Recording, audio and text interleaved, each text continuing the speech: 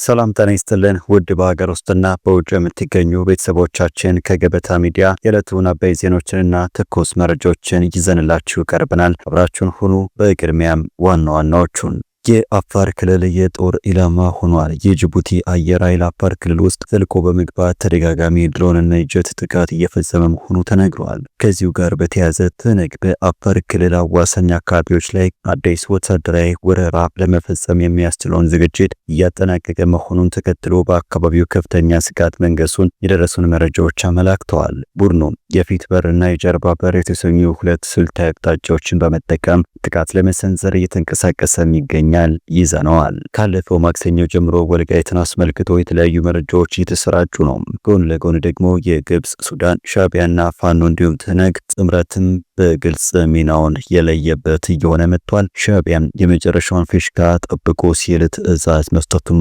ተሰምቷል። በሽሬ ተፈናቃዮች ለናሁኝ ሽሬ እናመሰግናለን በሚል እየጨፈሩ ናቸው። የሻዕቢያ ልሳን የሆኑ ሚዲያዎች ሱዳን በቤንሻንጉል ጥቃት መሰንዘሯም እየተዘገበም ይገኛል። ከመንግስት በኩል ከተለመደ ማስጠንቀቂያ መልእክት ውጪ የተሰማ ነገር የለም። እስከ ዝግጅታችን ፍጻሜ አብራችሁ ስትቆዩ የምታደምጡት ጉዳይ ነው።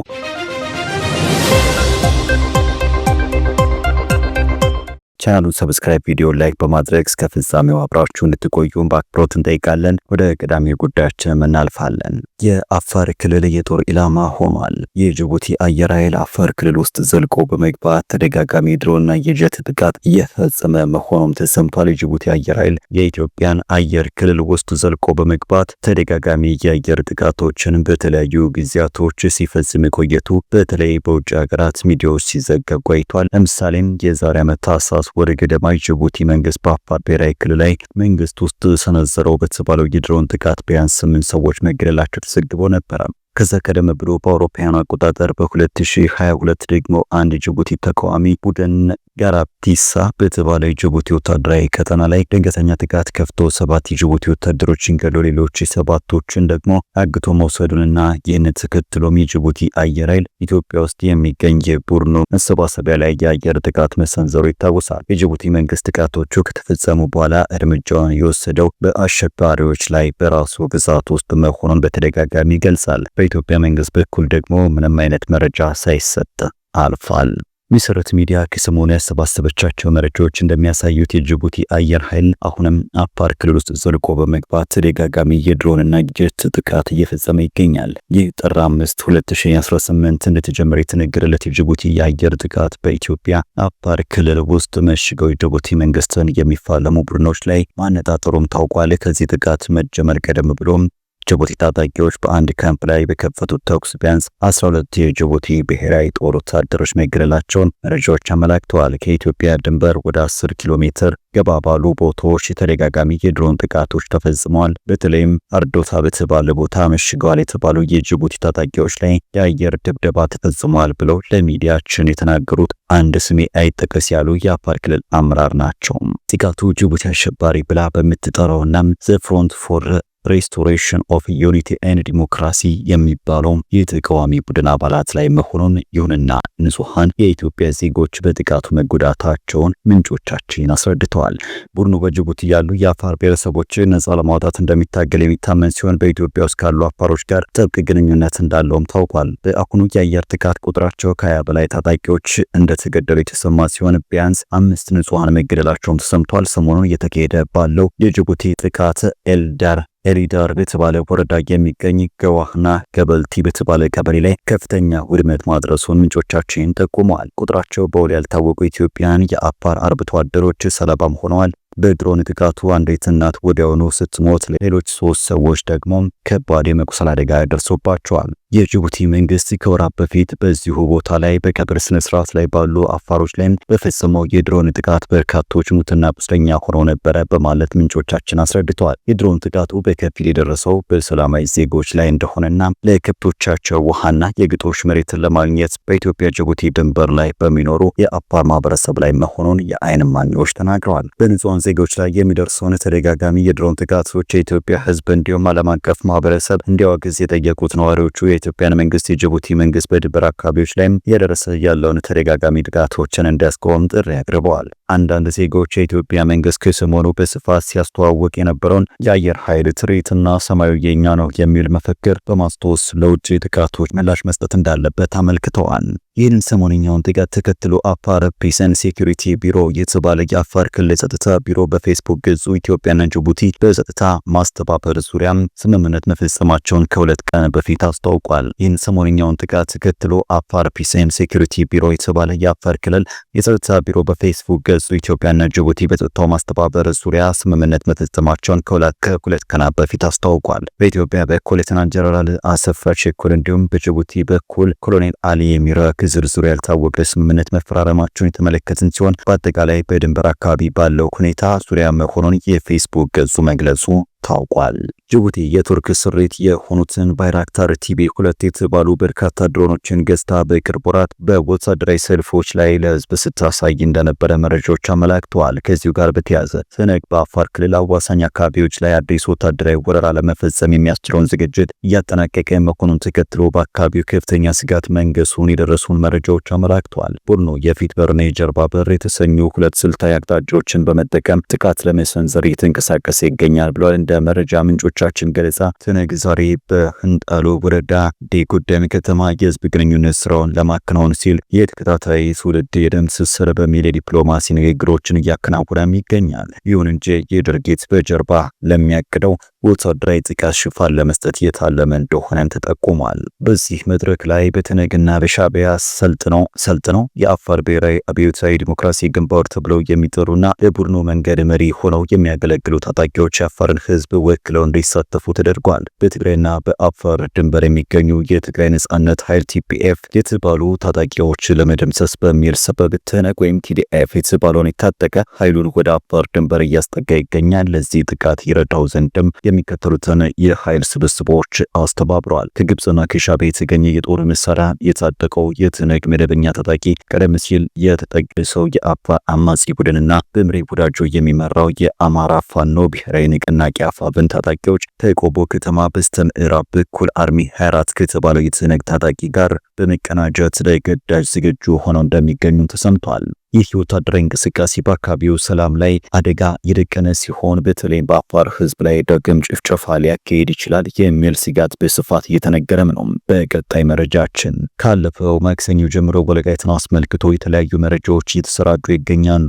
ጎን ለጎን ደግሞ የግብጽ፣ ሱዳን፣ ሻዕቢያ፣ ፋኖና ትነግ ጥምረት የለየለት እየሆነ መጥቷል። ሻዕቢያም የመጨረሻውን ፊሽካ ጠብቁ ሲል ትዕዛዝ መስጠቱን ተሰምቷል። በሽረ ተፈናቃዮች ደህና ሁኝ ሽረ እናመሰግናለን በሚል እየጨፈሩ ናቸው። የሻዕቢያን ልሳን የሆኑ ሚዲያዎች ሱዳን በቤንሻንጉል ጥቃት መሰንዘሯን እየዘገቡም ነው። ከመንግስት በኩል ከተለመደ ማስጠንቀቂያ መልእክት ውጭ የተሰማ ነገር የለም። ከጥር 8 ጀምሮ እስከ ጥር 14 ለአንድ ሳምንት የግብጽ የድሮን ኦፕሬሽን ባለሙያዎች ስልጠና ከሰጡ በኋላ ማጠቃለያው ላይ ብርጋዴር ጀነራል ሰክላይ የተባሉት የኤርትራ አየር ኃይል አዛዥ ባደረጉት ንግግር የፊሽካው ድምጽን ጠብቁ ሲሉ አስታውቀዋል። አዲስ አበባ የሚገኙ የመረጃ ምንጮች እንደሚናገሩት በሰሜናዊ ቀይ ባህር አቅጣጫ ከሃላታይ በሚባል ስፍራ ከግብጽ የመጡ የድሮን ኦፕሬሽን ባለሙያዎች ስልጠና ሲጠናቀቅ 24 ሰዓት የኤርትራን የአየር ክልል እንድትጠብቁ ታዟል የሚል መረጃ ማስተላልፏል። የዚሁ የጦርነት ዜና አካል የሆነ ፌስቲቫል በሽረ እየተካሄደ ይገኛል። ሁመራ የሚል ህትመት የሚታይበት ተፈናቂዎች ቻው ሽሬ እናመሰግናለን፣ ሰሞኑን ራብ ያገናኛን፣ ቻው ሽሬ የቅልኛልና ሰሞን ምዕራብ ኢራቅ በማለት በፌስቲቫል መልክ በተዘጋጀ የቅስቀሳ በዓል ላይ ሲጨፍሩ ታይተዋል። ከዛው ምዕራብ ትግራይ ነጻ ለማውጣትም የተዘጋጀ ኃይል የተባለ ሚሊሻ በሰልፍ ምረቃ ስነ ስርዓት ሲደረግለት የሚታይ ቪዲዮ ከተፈናቃይ እናቶች ጭፈራና የሽረ ስንብት ጋር ተያይዞ የሚያሳይ ቪዲዮ ምስል ከስፍራው ተላልፏል። ሰሞኑን በትግራይ ክልል የሚንቀሳቀሱ 6 የፖለቲካ ፓርቲዎች በወጡት የጋራ መግለጫ የትነግ ቡድን ከኤርትራው የሻዕቢያ መንግስትና ከሌሎች የክልሉ ጠላቶች ጋር ህገወጥ ወታደራዊ ፖለቲካዊ ጽምዶ በመፍጠር የትግራይን ህልውና ለአደጋ አጋልጧል ሲሉ ከሰውም ነበረም። በወልቃይት ግንባር ትነግ ያሰማራውን ሰራዊት የሚመሩ ጀነራል ምግበይ ባለፈው አርብ ከኤርትራ አስፈላጊ ተተኳሽ መሳሪያ በበቂ ሁኔታ አግኝተናል፣ የፈለግነውን መሳሪያ በድንበር ለማስገባት ተስማምተናል፣ በሚቀጥለው ሳምንት ምዕራብ ትግራይን እናስመልሳለን፣ የከፋና ከአቅም በላይ የሆነ ነገር ካለም ኤርትራ በጦርነቱ ተሳታፊ ትሆናለች በማለት መናገራቸውን በማነቃቂያ ንግግሩ ላይ የተገኙ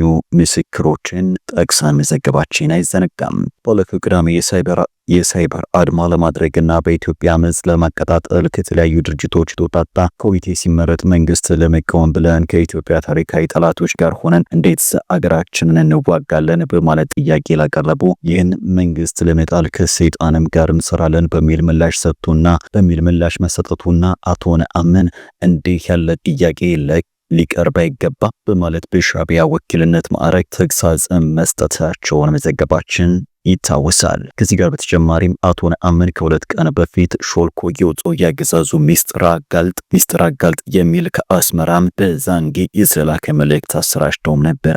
የኢትዮጵያ ተቃዋሚዎችንና ሚዲያዎችን ከሻዕቢያም በሚሰጣቸው መመሪያ መሰረት የሚመሩ የሳይበር ታጋይ አቶ ነአምን ሻዕቢያና ትህነግ የመሰረቱትን ጽምዶ ይፋ ማድረጋቸውንና በወልቃይት በኩል አብረን በሱዳን አቅጣጫ ውጊያ ለመክፈት መስማማታቸውን ሱዳን ላይ ይፋ ባደረጉ ማግስት ያሰራጨው መረጃም በርካቶችን ያሳዘነ መሆኑን አንዳንድ የትህነግ ደጋፊዎች ሳይቀር ተችተዋል። አብረን እየሰራን ነው እያልን እንደገና ወልቃይትና ራያ ለትግራይ ሊሰጥ ነው አማራ ንቃ የሚል መረጃ ማሰራጨት ምግባይ እንዳሉት የሻዕቢያን አለመተማመን የሚያሳይ እንደሆነ አመላክተዋል። በመጨረሻም በሱዳን እየተካሄደ ባለው የእርስ በርስ ጦርነት ኢትዮጵያን ጨምሮ ከተለያዩ ሀገራት የመጡ ቅጥረኛ ተዋጊዎች እንደሚሳተፉ የሱዳን ባለስልጣናት ተናገሩ። በጦርነቱ ተሳታፊ የሆነው ፈጥኖ ደራሽ ኃይል ውጭ ሀገራት ቅጥረኛ ተዋጊዎችን እንደሚያሰልፍና የተያዙም እንዳሉ ባለስልጣናቱ አስታውቀዋል። የሱዳን ጠቅላይ አቃቢ ሕግም የሱዳን ጦር ኃይልን ምርጥ በመጠናቀቅ ከሚዋጋ የፈጥኖ ደራሽ ኃይል ጋር ተሰልፈው ሲዋጉ ነበረ ባላቸው ከ120 በላይ የውጭ ሀገር ቅጥረኛ ወታደሮች ላይ ክስ መስርቷል። በሱዳን ጦር ኃይል የሚመራው የሱዳን መንግስት ጠቅላይ አቃቢ ሕግ ኢንቲሳር አህመድ አብደል ሙተአብ የወንጀል ክስ የቀረበባቸው የውጭ ሀገራት ተዋጊዎች የተለያየ ዜግነት ያላቸው መሆናቸውን ተናግረዋል። አቃቢ ሕጉ እንደተናገሩት ቅጥረኛ ተዋጊዎቹ 3 ዓመት ሊሞላው በተቃረበው የሱዳን የእርስ በርስ ጦርነት ውስጥ በጀነራል ሐምዳን ዳጋሎ ከሚመራው ፈጥኖ ደራሽ ኃይል ወይም አርኤስኤፍ ጎን በመሰለፍ በመዋጋታቸው ነው ክሱ የቀረበባቸው። የሱዳን ባለስልጣናት ፈጥኖ ደራሽ ኃይሉ ከሱዳን ጦር ሰራዊት ጋር በሚያካሄደው ጦርነት ውስጥ አባላቱን ለማጠናከር የሚዋጉለትን ቅጥረኛ ወታደሮችና ከተለያዩ ሀገራት እየመለመለ ያሰልፋል ሲሉ ይከሳሉ። ፈጥኖ ደራሽ ኃይሉ ከጎረቤት ሀገራት ከኢትዮጵያ፣ ከደቡብ ሱዳን፣ ከቻድና ከደቡብ አሜሪካ ደግሞ ከኮሎምቢያ ቅጥረኛ ወታደሮችን እንደሚመለምል ባለስልጣናቱ አመላክተዋል። የሱዳን መንግስት ጠቅላይ አቃቢ ሕጓም ጨምረው የተወሰኑ የውጭ ቅጥረኛ ወታደሮች ክስ ተመስርቶባቸው ጥፋተኛ ሆነው ሞት የተፈረደባቸው እንዳሉም ተናግረዋል። ነገር ግን በቅጥረኛ ተዋጊዎች ላይ የተላለፈው የቅጣት ውሳኔ ተግባራዊ ስለመሆኑና ሌሎች ዝርዝር ጉዳዮችን ከመግለጽ ተቆጥበዋል። በሱዳን ጦር ኃይሎች አዛዥ በጀነራል አልቡርሃንና በፈጥኖ ደራሽ ኃይሉ መሪ በጀነራል ዳጋሎ መካከል በተፈጠረ የስልጣን ፉክክር በተቀሰቀሰው የሱዳን የእርስ በርስ ጦርነት በ10 ሺዎች የሚቆጠሩ ሰዎች ሕይወት ሲጠፋ ሚሊዮኖች ደግሞ ተፈናቅለዋል። ውድ ተመልካቾቻችን ለዛሬ ያዘጋጀንላችሁ አበይት ዜናዎች እነዚህ ነበሩ። ገበታ ሚዲያን ሰብስክራይብ በማድረግ ቤተሰብ ይሁኑ። ጤና ይስጥልን።